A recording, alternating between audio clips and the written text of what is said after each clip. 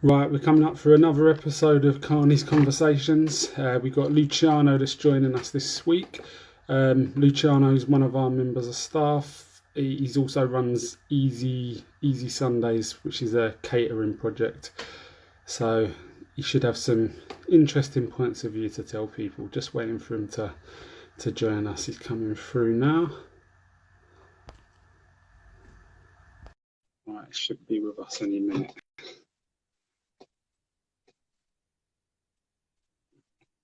How's it going, Demetrius? Todd, I'll see you there.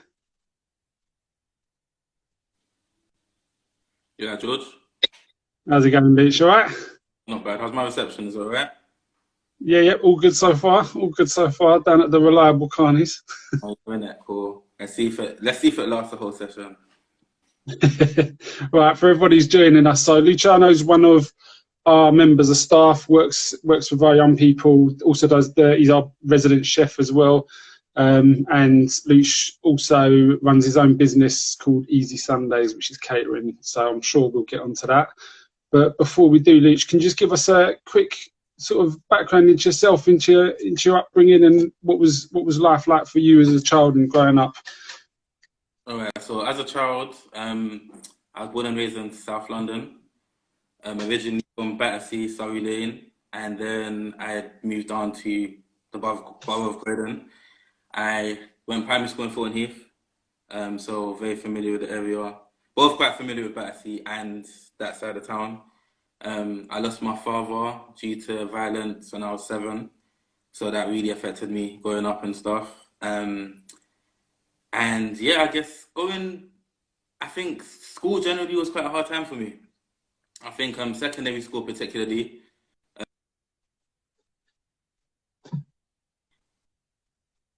What can I say? I had a very and is my reception right now? I just saw something pop up. Can you hear me? Your reception's struggling a little bit. All right, I'm gonna move to the other office. 1 second. Thank you. You're gonna kick Alice out.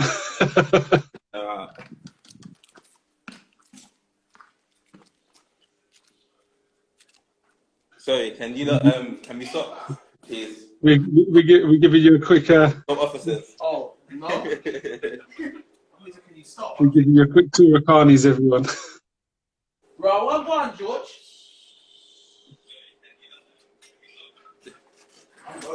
Who's that? Alright, cool.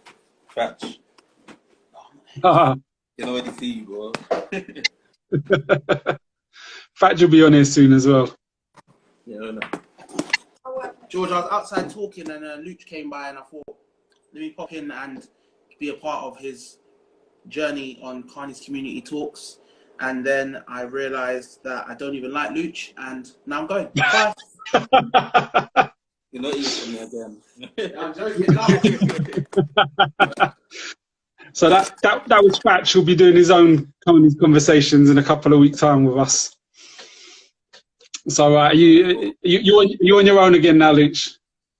Sorry, yeah. Where do you want to start from? All right, let me start. That's cool.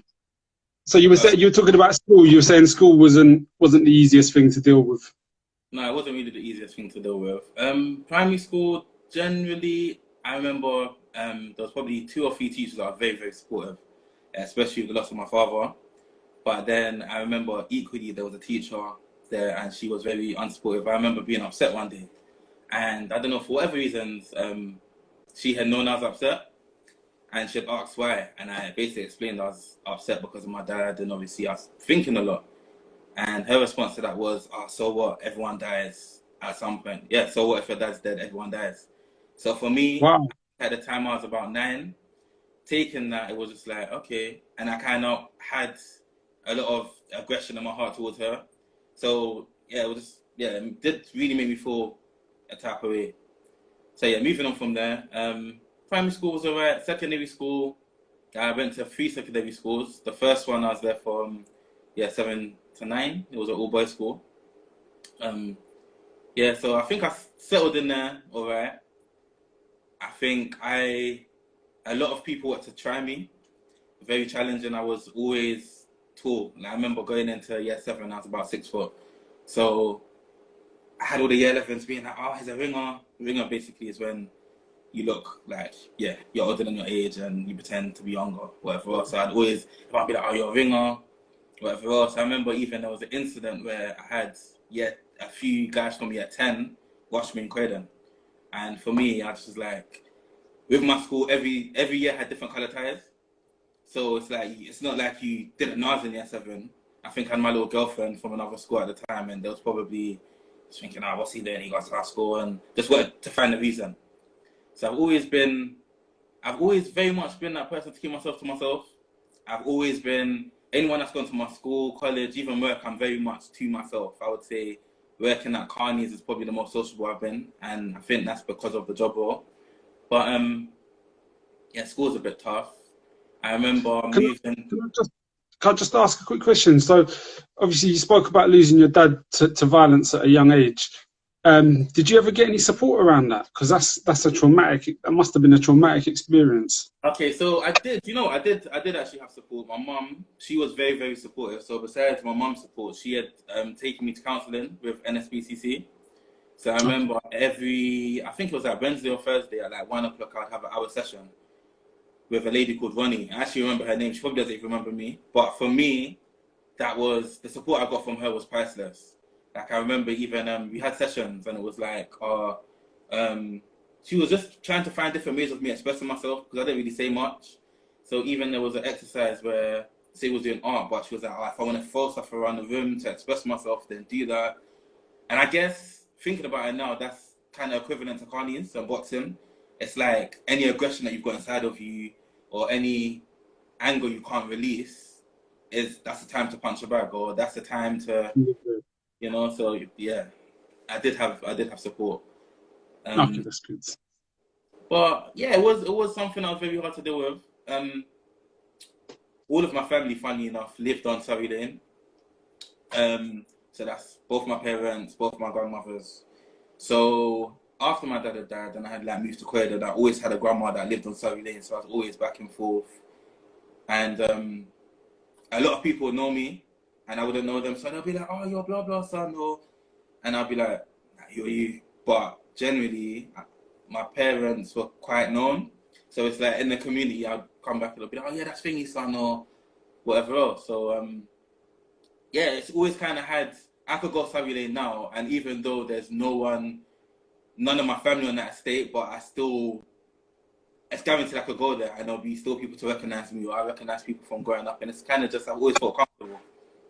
Well, I remember when you first came to Carney's, I think Andrew recognised you straight away, didn't he? He's like, yeah. Familiar. Did you live on Surrey Lane? And then yeah, exactly. So even Andrew, I remember before I came to Carney's, the last time I saw Andrew, I was probably about 10 years old. I'm used to like ride our bikes around and whatever else, so it's crazy to come to Carney's and then see Andrew. It was like, oh, wow, like you work here as well. So there was that kind of sense of belonging. When I came to Carney's, it was like everyone made me feel welcome. And the main reason why I came to Carney's is because of Mel. Obviously, Mel was with my father when he got murdered. So yeah, that's my sister's mother. Yeah. And she would tell me what she would do at Carney's, and she would say basically the influence she would have on the young people, and even like their boxing sessions, and for some of the kids that need the support and whatever else. And I thought, yeah, let me just see what it's about. And ever since the first day you've seen me, I think you probably see me every week. So yeah. But sorry, I interrupted you. You were talking about school, and I think you were saying that you moved on to a different school.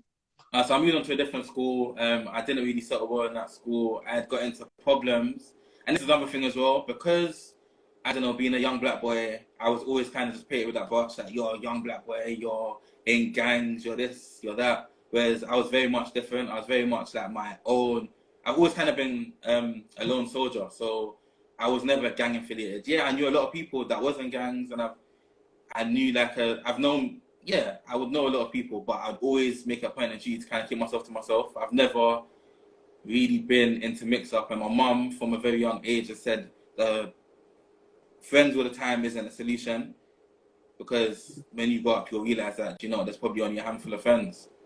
So that's what, growing up, it was quite difficult because, there's people that always would challenge me. So I got into a situation in that school where my mum was basically going away, and she wanted me and my sister out of the school. So when I finally did settle into a school, I was literally there for exactly a month, and there was an incident with my sister and another girl, and they'd got into a bit of an altercation, and I was made aware that she'd got into an altercation. So at this point, I've gone to basically see what's going on, and I've seen about 3 grown men grabbing her up against a fence. So naturally, that's my sister. I'm very protective over my sister. My family generally, I'm protective, but my sister, that's my little sister at the end of the day. So it's like I've gone to pull them off, and the way they pushed me is, I don't know, it's a push, like the next step would be a fight, if it makes sense. It's not like you just push me off to remove me, it's like you push me, and I've basically nearly fallen on the floor. I'm a big guy, so yeah, that was a push. So yeah, I punched them back, and then a few of them have basically jumped me. So it wasn't until afterwards they identified themselves as undercover police. Right, okay. So by then, literally the whole school was at the scene, and literally it's me with a group of police and then my sister with a group of police, where they claim to be restraining. It actually ended when they had my head on the ground and they had their knee in the back of my neck. So even with everything that's going on in George Floyd and everything that's going on in the world now, it's very much hit close to home. So even I'm talking about it now, and it's kind of making me emotional because it's taking me back to there. But literally, I remember their knee in the back of my neck, my head was on the ground, I couldn't breathe, and I honestly felt like I was gonna die. And it's not until they kind of noticed that I wasn't breathing or I had calmed down, because at this point they tasered me, they'd done the whole. I've got like a scar on my back where they basically beat me up. So yeah, like I've had my head on the ground, and yeah, at that point, that's when they basically lifted me up. So at this point, bearing in mind I'm 15 years old, I'm in full school uniform, and they basically got like my school shirt stripped open, so I've got my string vest on underneath, my trousers are basically at my ankles, so I've been humiliated in front of everyone in front of the school. So yeah, got arrested. This was just after school, so by the time we got to the police station, it was about 4 o'clock. And after 4 o'clock, yeah, we was literally just there. I think my face was quite swollen. I was beaten quite badly. And I think because they've got like their doctors in the police station, they probably didn't want to take any pictures. So they basically waited for the swelling to go down. And then at that point, I think my mum had come to collect me, but she nearly got arrested too. Because at this point, she was like, which one of you has put your hand on my child? So yeah, it was quite deep. And then my sister, I'm someone that more think about consequences. So I think for my dad being murdered and certain situations happen in life, I always try to think about the bigger picture. Yeah. But my sister, she's a bit more hot-headed. So when like they've gone to give her food, she's basically thrown it. Obviously, she's not interested and whatever else. Whereas I've learned that, I don't know if it's got anything to do with being black. Probably more so, but especially like certain situations, they don't. I think every action causes a reaction, and I feel like at that time it was best for me to just not react. By that time, everything's already gone bad. So yeah. Anyways, moving forward, my auntie had to get me from Kensington. Bearing in mind, I was in Croydon police station. She had to come from Kensington. And I didn't get out of the police station until 5 o'clock the next morning. And yeah, with that case, I never ever got justice. I never got justice because the court case was going on for so long. So this happened in June, I think it was 2007 or 8, something like that, 2008. And the court case wasn't until July the following year. So basically, it just was like the whole, with this whole time, it's like, oh, what's going on? Court cases was constantly being adjourned. And then in between that time, I got myself into a bit of trouble, being in the wrong place at the wrong time. That had led me to go to court. And with everything that was going on, I hadn't done my plea for the situation with the police. So I honestly felt like I was going to prison. So my solicitor at the time was like, if you plead guilty, then the sentence will be lightened because obviously you've, pleaded guilty. So with that, I basically pleaded guilty to both. So I pleaded guilty to whatever the charges were with the case that happened in between, and I pleaded guilty to the police situation. So obviously that's closed the case. Once I pleaded guilty, that's the case closed. And for me, I never, ever, ever got justice with that. Every job that I've gone to, because even now, even though it's not on my criminal record check, but if you get like a enhanced one, like what I would have for Carney's, you will be able to see everything that's on there. And unless you come to me and say, oh, Luce, what happened, I'm able to explain, I will never get. People always judge me before seeing that. I remember even down to my own granddad. I remember my granddad, I didn't see him for years. And I remember this same situation with the police, I got kicked out of school. So this was in year 10. I literally got kicked out of school. And that's a vital time in doing your GCSEs. So that's had a massive impact on your life then? Massive impact on my life. Like, I was always academically enhanced. I was always in top sets in school. I was always just on point with certain things. And I had like goals and dreams. And I feel like with that, that kind of set me back. It did put me down a lot. It made me feel like I was incapable. Even when it got to the time of going to college, I remember going to a college and it was a black woman as well. And that's what I think hurt me more, because she was already talking down on me. She was like talking like, oh yeah, she's read this and this is how it goes, without actually asking or understanding. And I remember applying for another college. Yeah, exactly. I remember applying for another college and there was a lot more understanding and I felt more welcome. So naturally I went to the other college, but I felt like this has always been something that has affected me. And all right, look, George Floyd is now, the situation's happened with him, rest in peace. And it's been brought to everyone's attention. But there are so many cases that happen. And even down to a few days ago, I was looking for, I thought, oh yeah, I'm doing a talk with George. Let me see if I can find it in a newspaper. And I remember at the time, it did make it to the newspaper, but from whose perception? It wasn't my perception. Do you get what I mean? Like, it will always be, oh yeah, young black boy this, or young black boy assaults police officer, without understanding the roots of it, or maybe it's a label. It's made. You've been labelled. So people have will see one little statement about you, and they'll make their judgment on you based on that, not based on your actions for the rest of your life that you've been living. Not any of the positive things. They'll take one look at that and they'll make a judgment. And I think this is kind of one of the issues that I've got with criminal records. And I mean, like you're saying, if you get an enhanced check now, it will still come up. And I think one of the myths that people are told when they are arrested is, oh, well, if you plead guilty to it, then it will be wiped off your record when you're 18, which is nonsense. It never gets wiped off of your record. And I think it's really important for people to be aware of that. And I think also, so I'm going to go on a rant now, but I think also if we're really a society that believes in rehabilitation, why have we got enhanced criminal records checks, which means that you can commit an offence, or you can be accused of and found guilty of committing an offence at 15, and you're still being judged on it in your 60s.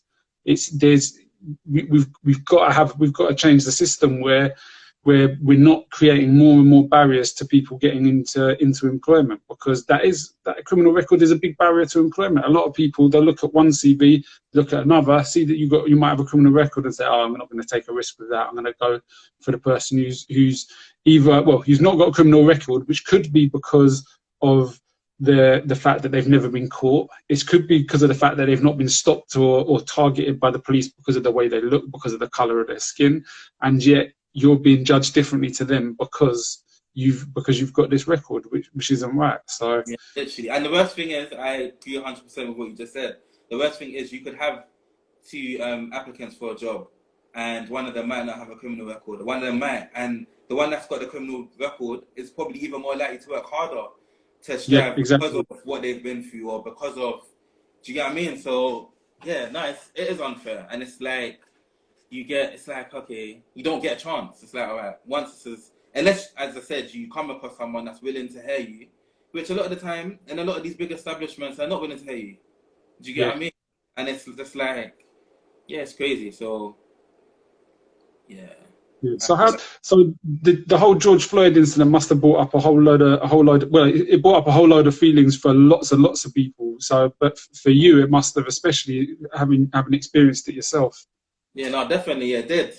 And the thing is, I even started the video that I showed you last week. I never, even down to this live, you will never find Luciano on a live or anything like that. Like, I'm not really that kind of person. I don't do public speaking. I'm not, do you get what I mean? I kind of speak when I have to.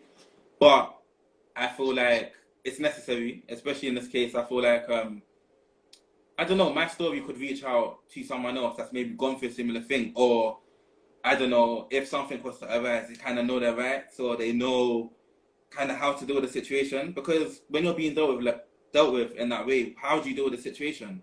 Like, yeah. Do you know what I mean? What is the answer? What do you do? So I feel like at this point, I feel like this has been a necessary time for me to kind of share.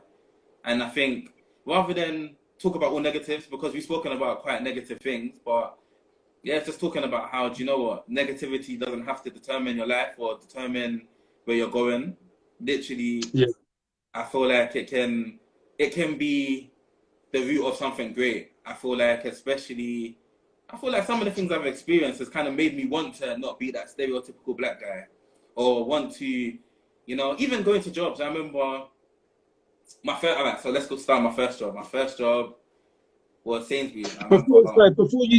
Before you go on to that, so I just, when you say not to act like a stereotypical black guy, what do you mean by that? Like, there's a lot of stereotypes around black guys. Like, I feel like people will think, oh yeah, black guy, negative perception, or they're on the roads, they're in trouble, they're gang affiliated. There's loads of negative labels that come with black. Do you get what I mean? I feel like now, with everything happening with Black Lives Matter and whatever, yeah, it's kind of being put on the forefront. Like, yeah, everyone can see, but these are things that have been going on for years and years and years, and it's literally overlooked. There's so many types of racism that happens on a daily basis, and people at times don't even know that they're being racist. Literally, people at times do not know that they're being racist, and I can even, I feel like it's just, for me, even for a lot of our young black kids, I will always say to them, don't let people feel like they can create a perception of you. Always be able to, especially articulating yourself. Like me, I'm someone, I can have a conversation with you. I could go for an interview and speak completely different. I could talk to a young person and they can speak to me on a level. I might speak to my grandmother different. So I feel like as a black boy, it's like you have to work extra hard, or you have to make that extra effort.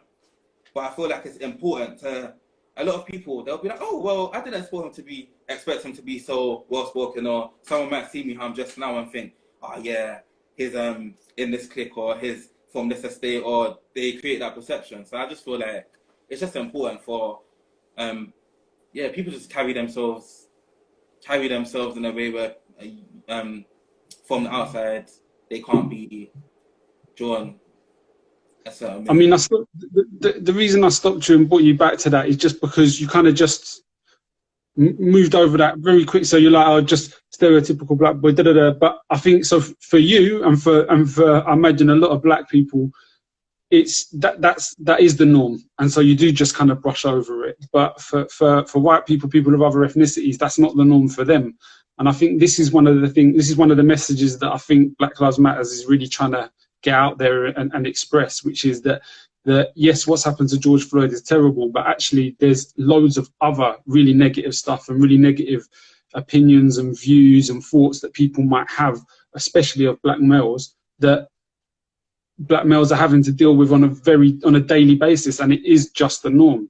And I think when people are talking about structural racism, that's the kind of thing that they're talking about. And you were saying people will be racist without even realizing they're being racist. And I think that is the case. And I think that's, hopefully, this is what the whole Black Lives Matter movement is gonna try and change, which is that people are gonna start being a bit more open-minded and hopefully willing to see that colour is but a colour, and actually you need to judge a person on their actions and just what they're doing rather than what they look like. And I think this is, yeah, like you say, people have been outraged at what they've seen from George Floyd, from the George Floyd murder, but it's something that's been happening for a very, very long time. It's not something that's just happened this year and we're like, oh wow, this is terrible. This is something that's been going on and on and on and on and on.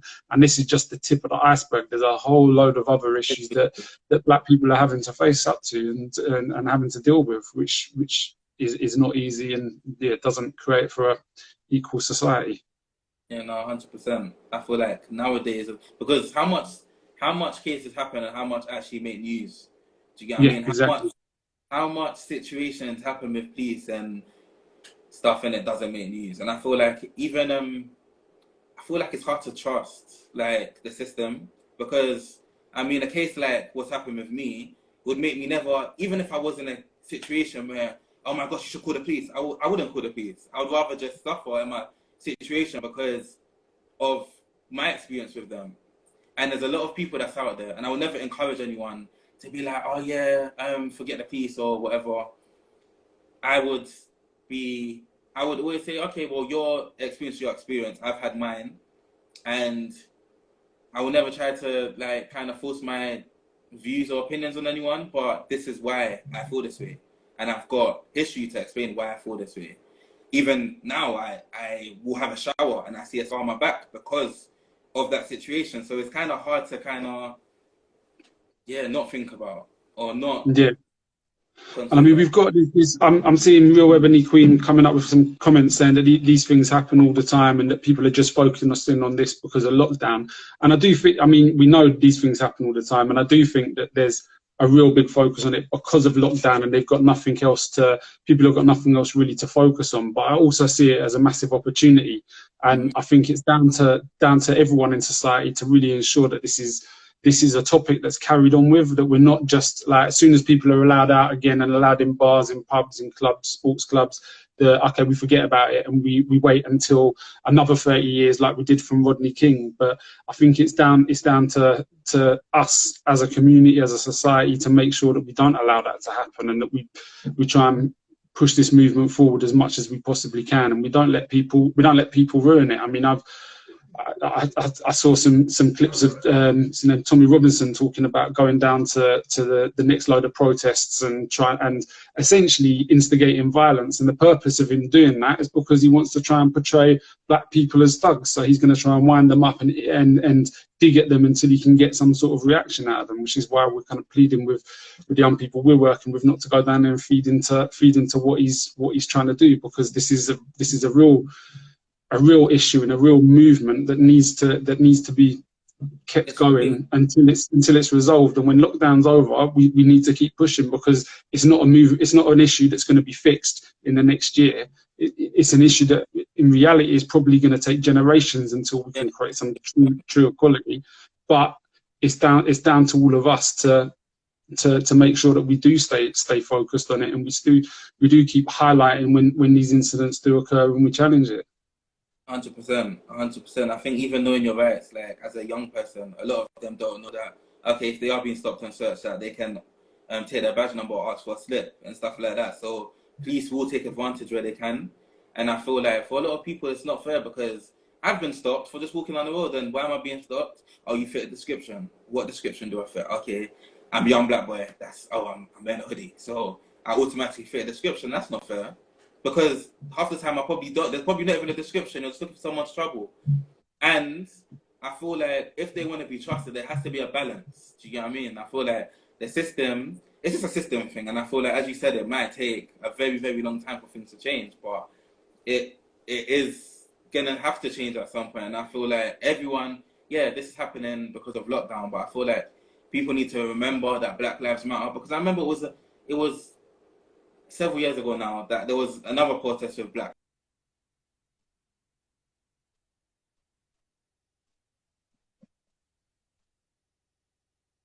people that are getting offended.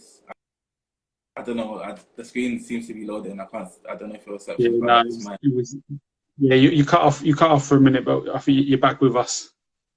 I'll say and there's I'm going off track now. See. But there's it shouldn't have to. We shouldn't have to be reminded that Black Lives Matter. It should just be a standard thing. But if things are how they are and they continue to be how they are, then yeah, if we need to keep reminding people, then we keep reminding people, and it's not for people to take offense, especially the people that's not Black. It's just saying that, you know what, we matter as much as you do.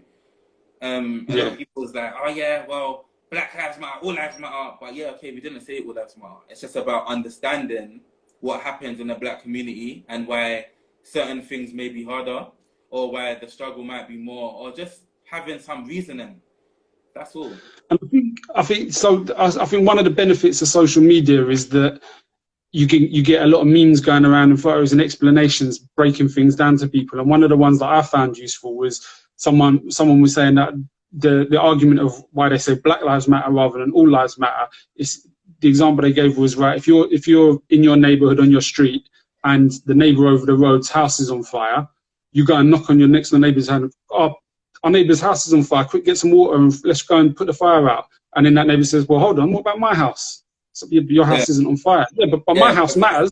Why are you going to go and save their house when my house matters just as much? Yeah, but your house isn't on fire. Yeah, but it matters.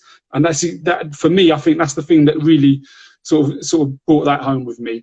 And I also wanted to pick up on something else that you said. So you were saying it was quite often the racism is systematic racism, and it's within the systems. And I think that's a really important thing for people to realise, because I think we've got a lot of people who are not racist, who do not consider themselves racist at all, but they're in a system that has sort of like racist algorithms within it.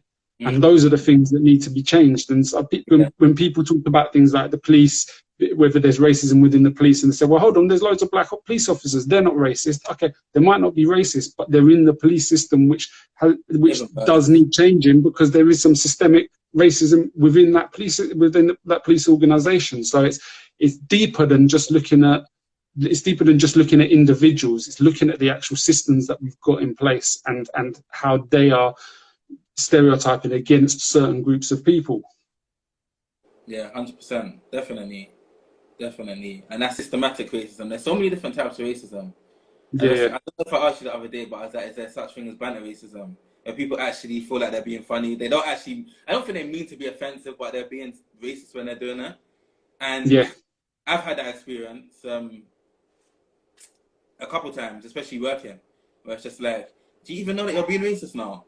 And a lot of the times I try not to be closed-minded or because racism is something that really, really, really bothers me. Like, I would say, yeah, it's something that really, really gets to me. So the moment I hear, and it's really bad because there's a lot of people that aren't racist. But if I hear, like, say, for example, someone white say Black, it's like my ear just, and I'm like Black, or I will listen out because I'm thinking, okay, I'm sensitive to that.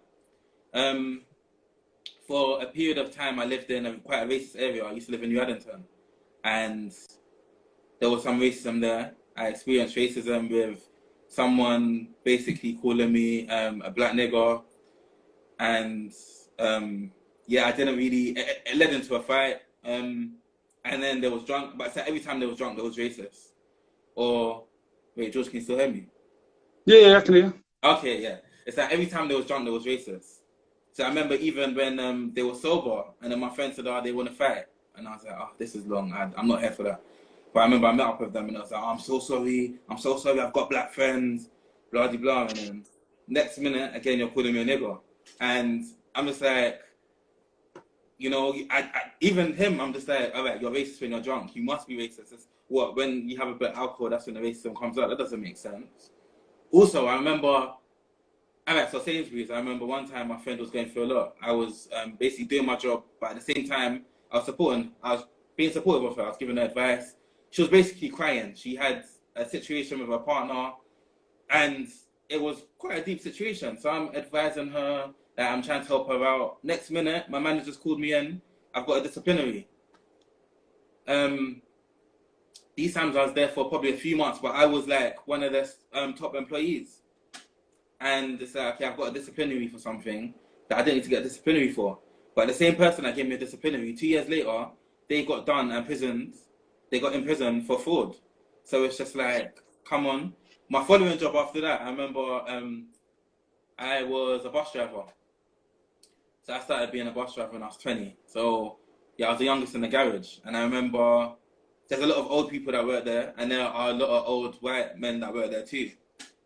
And I remember, not saying that they'd done anything that was racist directly, but I could just tell that I could get that aura from them that, oh yeah, they're judging me, like, oh yeah, he's this young black boy, or whatever.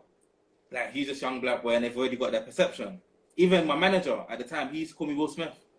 And for me, it's just like, all right, Will Smith is not a bad looking fella, but I don't look like Will Smith. We're probably the same skin complexion. That's about it. So it's just like, there's this racism every day. And people don't even realize that they're being racist. Another situation, this is what gets to me. 2018, I don't know if I've even told you the story before, but 2018.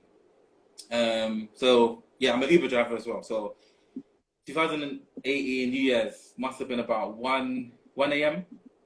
So this is when everyone's gone to watch a fireworks, or they've gone to have a drink or whatever. Anyway, this particular middle-aged white couple, they were going home.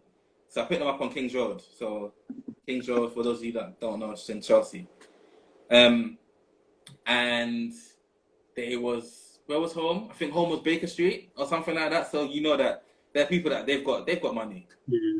Yeah. So I remember the first thing that the guy said to me is, "Where are you from?" So I was thinking, okay, good evening. So I was like, good evening, how are you? You know, he's like, where are you from? So I said, South London. And I was like, no, where are you from? No, first of all, I said London. Then I said, no, where are you from? I said South London. Then they asked me again. So I said, what do you mean, what's my heritage? Like, where do my family originate from? So then I said, yeah, my family originate from Jamaica.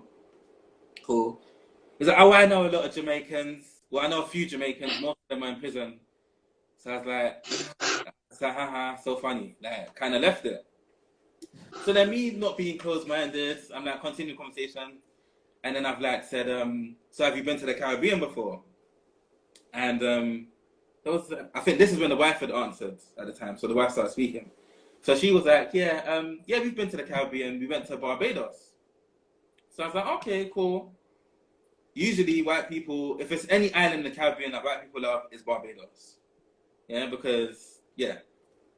So anyways, I've said, did you enjoy your holiday? Oh, no, I didn't really. I struggle to be in places where people don't have much money and they don't have much. So for me inside, I'm thinking, whew, I don't like racism. And you're in my car right now. So, you know what? Then I literally was like a minute silence, and I said, you know, I'm not gonna give you the response you want. I'm not gonna give you that typical black boy response that you probably think I'm gonna react to. I'm not gonna go off on one. So I literally said, well, to be honest, I feel like it should be part of the curriculum where everyone has that experience of going to a country where they may have less. Because generally, those are the places that you'll go, and those are the people that work together and are united and are happy. They don't need to depend on materialistic things or money to get by. And literally, she shut her mouth. And then literally, just before, probably 2 minutes before I got to Baker Street, they asked me if my grandparents came off the 90s, 50s boat or whatever else. So by then I was like, you know what? But it's disgusting. Like, this is the beginning of 2018. 2018, and these are the questions that are being asked. I was born and raised here. Like, here, I've visited Jamaica a couple of times. I've gone to other countries and whatever, but this is my home. Why, as a black person, should I feel like you asking me these questions? It's making me question whether I belong here or not. It's disgusting. Yeah. And I feel like that needs to stop, because this happens to people all the time. And I feel like even in that situation, they're speaking to me like I'm stupid. Like, when you're speaking to me in a very patronizing tone. You're speaking to me as if I'm not one of you. Do you get what I mean? I feel like it's disgusting.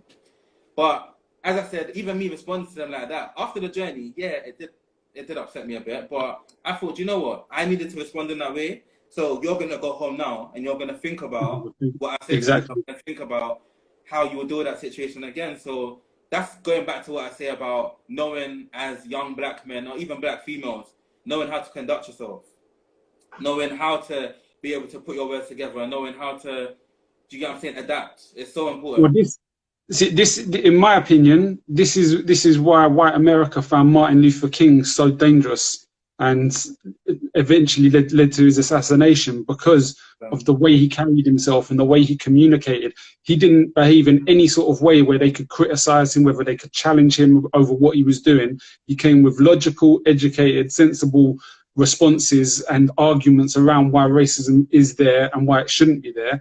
And that was just too much, and it resulted in his assassination. But that's why I think he was such a strong, powerful person, because he was able to put that message across in a way where they understood it. Exactly, but that's another thing. It's like, oh, you don't want to hear it. It's just like you want to stay in your beliefs, and once someone kind of steps out and speaks up, it's like, oh no, we must be silent. And I feel like even for yourself, George, you're a white man, but you understand, you get it. Even seeing you work with a lot of the young people, you understand. And I think for a lot of people, it's just not being aware or not even being open to wanting to understand. There's a lot of people that's just closed off, and it's just like, okay, they don't want to know or whatever. Yeah, do you know? You're still black. You're not the same as me, or we must be different. Where that's not right. Do you get what I mean? I think it's about trying to understand, but also recognizing that unless you've experienced it yourself, you don't really understand. And I think that's what needs to happen. Of course, I don't know what it's like to be a black person. I hear what people say it's like, and I try and understand that. But unless I've walked in a black person's shoes, I can't know what it's like. And it's about understanding that and knowing that and being open to the fact that you don't know that. And that's the whole non-judgmental side of things that we try and push through Carney's. It's that you can't judge another person unless you've walked in their shoes. And it doesn't matter whether they're black, white, whatever. If you haven't walked in their shoes, you can't judge them because you haven't had their experiences, so you don't know what it's like for them. 100%. I couldn't agree with you more. And saying that, actually, working at Carney's has showed me that we have a mix of kids. Yeah, we've got black kids. We've got kids from all different backgrounds. We've got black kids, we've got white kids, we've got Asian kids. We've got kids from everywhere. And the way they are with each other, they don't look at each other's skin color and think, oh yeah, you're black or you're white, I'm going to deal with you different. Everyone is just, it's a community, it's a family. And that's how it should be everywhere. You shouldn't have to go to a certain place to feel safe. Do you get what I mean? Someone shouldn't have to come to Carney's and be like, oh yeah, do you know what? There's not going to be racism in Carney's, or this is my place where I feel home. That should be standard. Do you get what I mean? Like, it should be standard. And half the people that are going through this as black, whether you're, as black people generally, have been here for most of their lives, or have been having to go through life as everyone else, or has been going to school, or through the education system, or having to look for a job, or having to pay bills. So it's like, why does it have to be a divide? But can't say there'll always be a divide, but I feel like as long as I'm alive, there will be a divide. And I feel like I think it's just awareness. It's awareness and educating yourself. Because I feel like once you educate yourself, you can educate others, but you have to be willing to educate yourself. And that's everyone on the whole. That's everyone on the whole. I think we've got a few people commenting actually saying there's a lot around, there's a lot of stereotyping and prejudice around classes and economic status as well. And I think that's definitely true, where there can be a lot of judgmental people looking at people from other classes. And if I'm honest, I think that goes both ways as well. I think it goes from the lower classes to the upper classes, and from the upper classes to the lower classes. And it's around, I mean, as humans, we tend to try and find differences and criticize, and it's around trying to change that and finding differences and seeing that as a positive. We've only got about 15 minutes left on this, Luch, and I'm aware, like, I wanted to find out a bit more about how you got into Easysundayzzz and all that sort of stuff, with how you got into the cooking. So how did you get in? How did you get into all of that? All right, cooking. Believe it or not, I've never gone to college or I've trained to be a chef or anything like that. I feel like it's just been a case of, I guess, just working on my confidence. I've been able to cook from the first meal I cooked. My mum and my grandma made me cook rice and stew chicken, and that was the saltiest stew chicken ever. But I could say I think I've got better since then. So yeah, like my mum's always I've been well brought up in a way where she's always made sure that my chores are done. I've always been able to cook. There's just certain things that she has expectations. Do you get what I mean? So I think with that, I've kind of had that skill. Whereas now I'm older, and whereas you live by yourself and you have to kind of fend for yourself, I think I've just enhanced that skill basically. And I think Easysundayzzz itself actually started when I had been on holiday with Royal Mail. Yeah, Royal Mail, that was my last job. And to be honest, another stuff I shouldn't have within my workplace. They had me suspended on full pay for 2 weeks. So I already knew that, they're basically going to get rid of me. So to be a step ahead, I handed in my notice. And this is when I was waiting for my Uber application to go through. So at that time, I was literally hustling. Like, when you're used to getting a certain income, you have to just kind of make ends meet. And for those of you that don't know, I'm a father of 2. So it's like, ends have to meet. Do you get what I mean? So at the time, I started doing I joined an agency. I was doing deliveries for Dulux Paint. That job was drama in itself because there's so much things I had, so much times I spilled paint out of the van. And it didn't end nicely. I was doing delivery for someone else's Caribbean food. He was a black guy. And he actually got an award he got a Just Eat award, and he done the adverts for, I think, X Factor, because he had he got like 3 times the amount of reviews than anyone else on Just Eat. So that was quite inspiring as a black man. And during that time, I think I had like £50 left. And prior to that, a few of my friends had been like, "Oh, Luce, you should do something with food. You should do something with food." And I'm like, nah, not really. I mean, I can cook, but it's not that deep. I don't need to be selling food. And then I literally just started Easysundayzzz one day. I was doing like fully loaded containers. I think it was like rice and peas, chicken, mac cheese, and something for like a £5. And I'd made my money back and more. So my things on 5%. So I'd made my money back and more. And then from then I kind of was like, all right, cool. I've got like a little talent, I guess. I've never really had the confidence to say to myself, do you know what? Take this and run with it. And I think everything that kind of happened in life, from school to everything else, it kind of, in my mind, it set me back. But now that I've got a bit older, even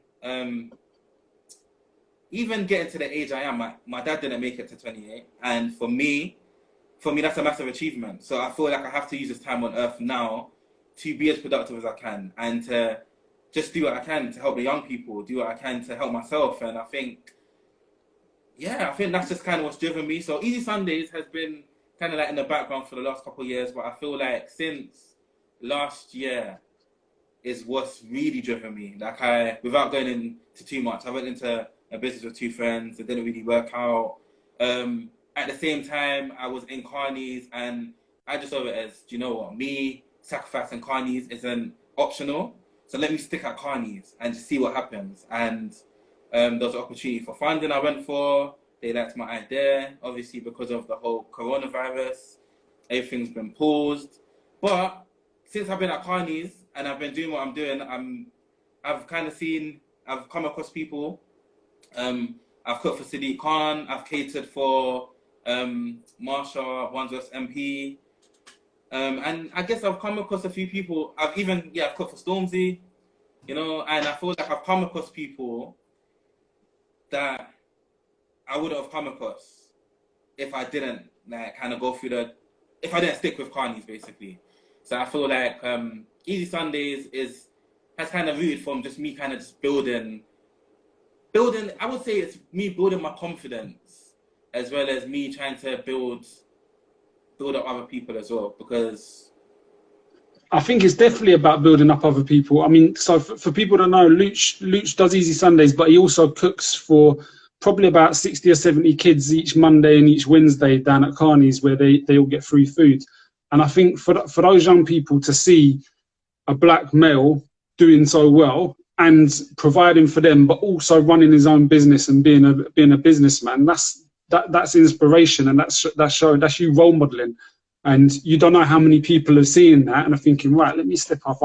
If Luch can do it, and especially after watching this live, if any of them have watched that and hearing your story and seeing what you've been through, for you to be able to achieve what you've achieved so far, that would be inspiration for other people, massively.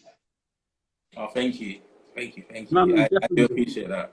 I appreciate that, seriously. Yeah, it does mean a lot, because a lot of the times, I'm not going to lie to you, I'll be in that kitchen all night and I'll be like, this is long, what am I doing this for?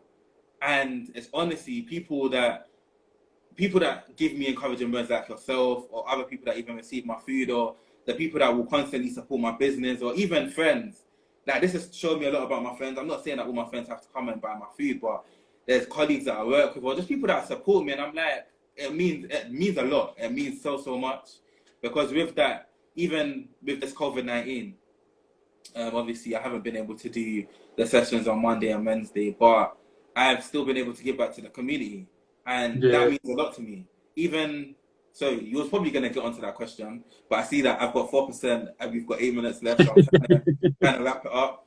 But even being able to do my Easy Sundays and be able to give back to the community, and even someone messaging you, George, and you forwarding me the message to say, oh, like, they really appreciate the food. For me, that compensates for all that time in the kitchen. Not even the money, because it's not even that. I'm not at a point where I can say, yeah, do you know what, I'm well off, or I'm in a position where I'm going to be in however many years.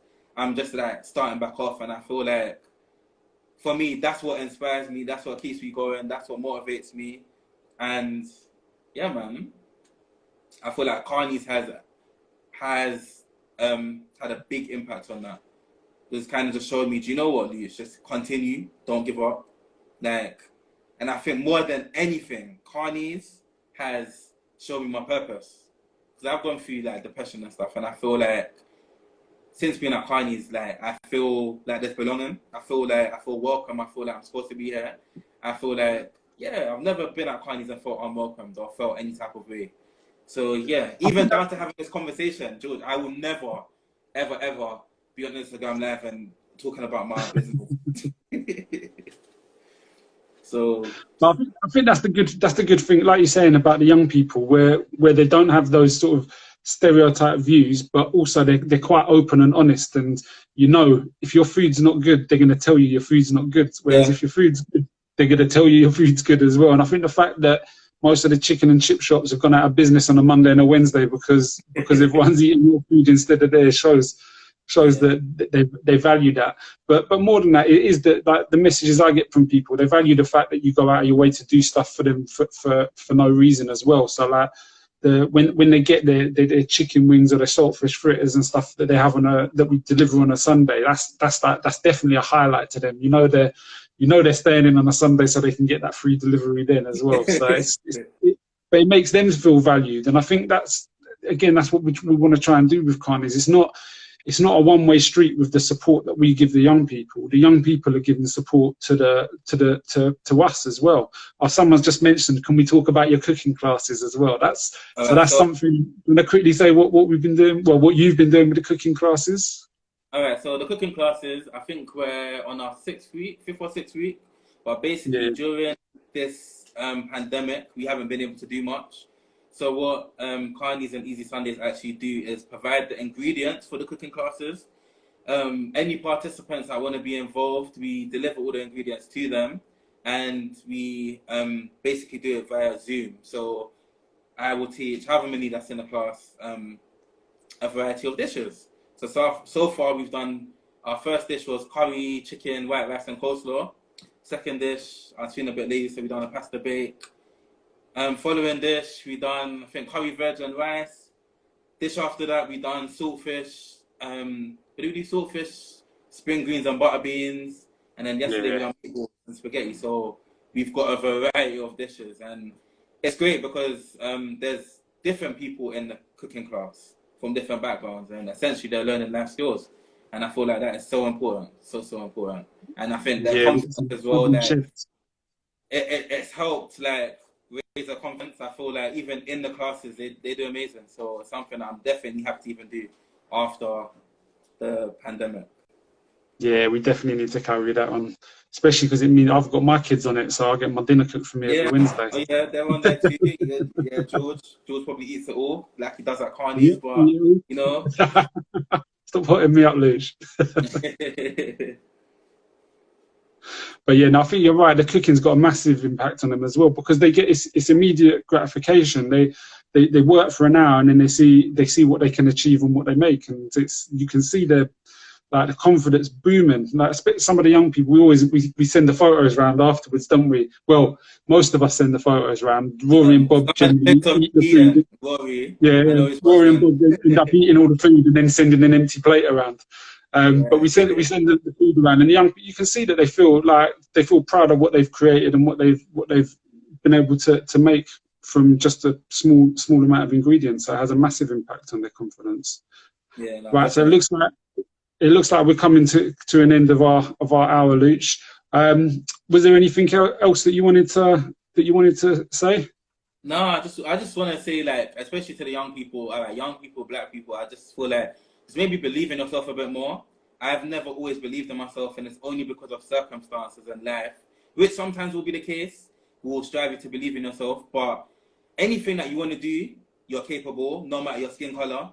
And even there's a lot of black people that will have the perception that, oh no, I'm black, I can't do it, or because you don't see a black prime minister, you don't see black people in a certain league, or you don't feel that they're in a certain league, then that might put you down. But no, continue to strive, because we're equally capable.